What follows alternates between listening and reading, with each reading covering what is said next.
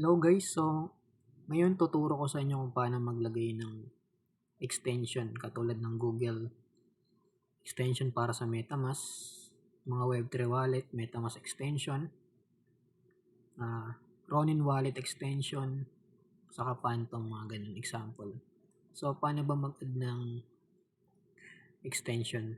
So first, isa-search mo ito, Google extension, Chrome extension, ganun. Tapos pupunta ka dito,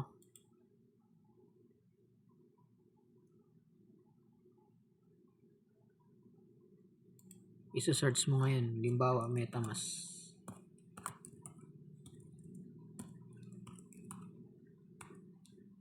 Tapos pag na-search mo na tapos lumabas, sa akin kasi installed na siya.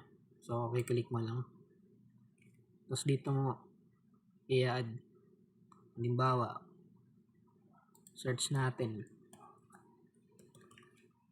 Ronin wallet. So ito. Halimbawa ganyan, yan lumabas. Ang gagawin mo, add to Chrome ka lang. Yan. Tapos okay.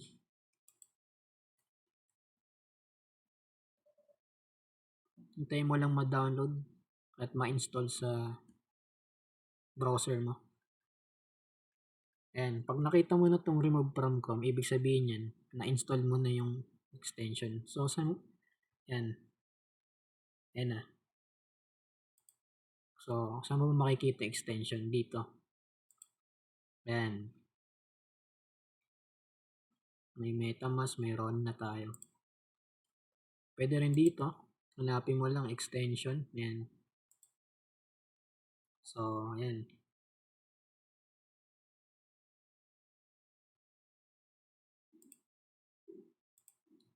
So, paano ma-launch yan? I-click mo lang to. Tapos, magla-launch na yung wallet extension mo. Tapos, pwede ka na mag-start. So, yun lang muna sa ngayon. Ingat palagi. And God bless sa inyong lahat.